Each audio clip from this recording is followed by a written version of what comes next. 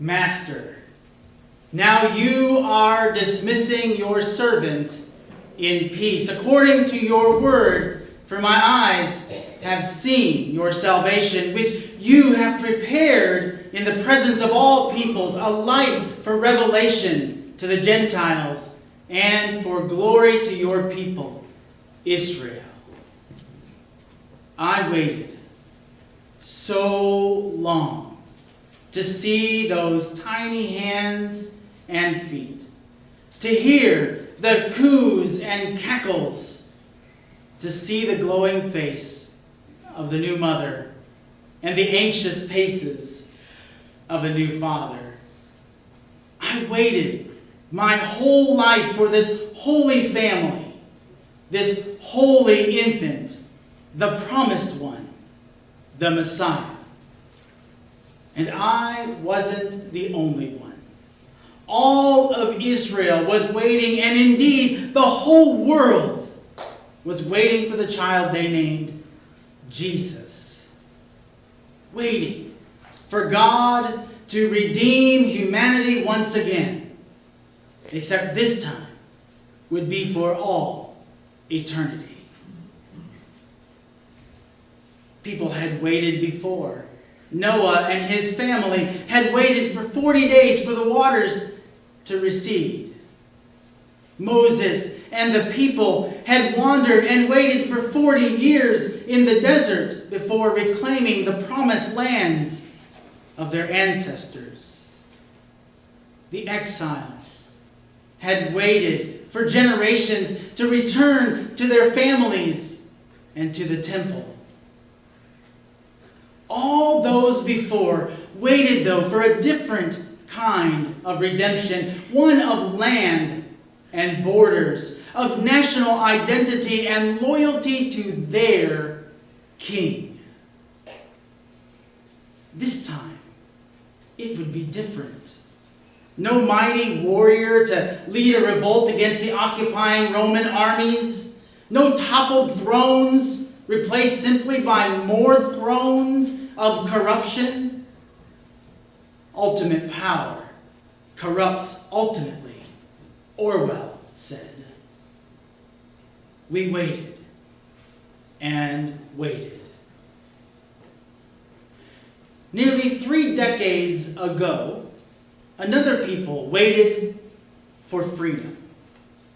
They gathered every Monday evening in St. Nikolai Church in Leipzig, where Bach composed his many Christmas cantatas.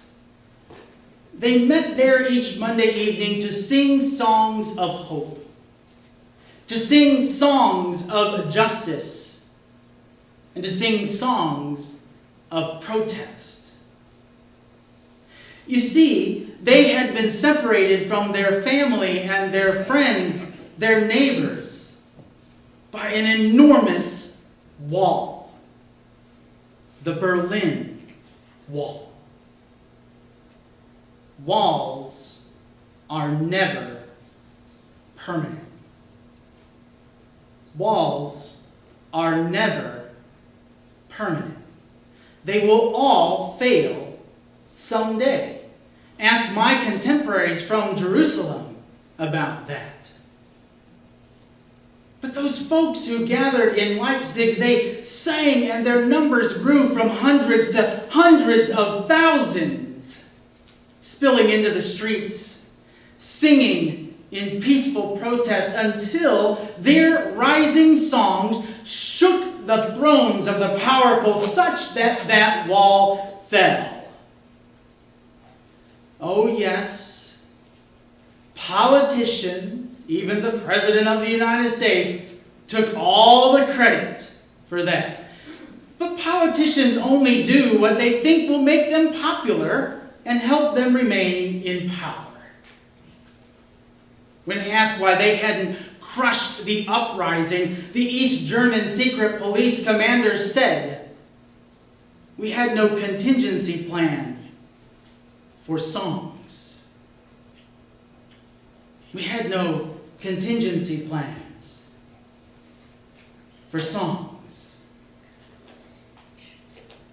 True be told, the world is never ready for the power of our songs. The prophets sang, and we put them to death. Mary sang, and her song is still ignored today by the very people who say they follow her son. A recent national newspaper article reported that white evangelicals, while singing "My soul magnifies the Lord" with Mary, overwhelmingly leave out the part of the song that celebrates God's redemption by lifting up the humble and casting down the rulers from their thrones, filling the hungry with good things and sending the rich away empty. Doesn't really go well with the main course of prosperity gospel, you know. And it's way too political for church. Besides, it probably hits a little too close to home. But Mary's song resonates still in many hearts today, who long for liberation from oppression, for God's justice to rule, for hope in every heart, and for peace among all people. And my song, well, you call it Nunc Dimittis. Nunc Dimittis, Latin for "now send away." Sometimes it's sung after communion, and often at funerals or at evensong services in the evening. It's in your hymnal, number 156. My song declared the light had come, a revelation to the Gentiles, in other words, to the whole world, that God's redemption, God's salvation had come in the vulnerable babe, the Son of Mary. Oh, I'm sure the new parents were not ready for my song when they came a month after his birth to offer that partridge and 2 turtle doves, a sacrificial ritual of purification to consecrate their firstborn son to the Lord. But I was ready. I had waited my whole life for this holy family, this holy infant, the promised one, the Messiah. God had come to us, Emmanuel, to save us from ourselves, from our insatiable greed, our ignorant exclusion of others, our misplaced fears, our sin. The Roman eviction, that would have to wait. This was about walls in our own hearts, between us and one another, between us and others, between us and God. I was ready. Are you?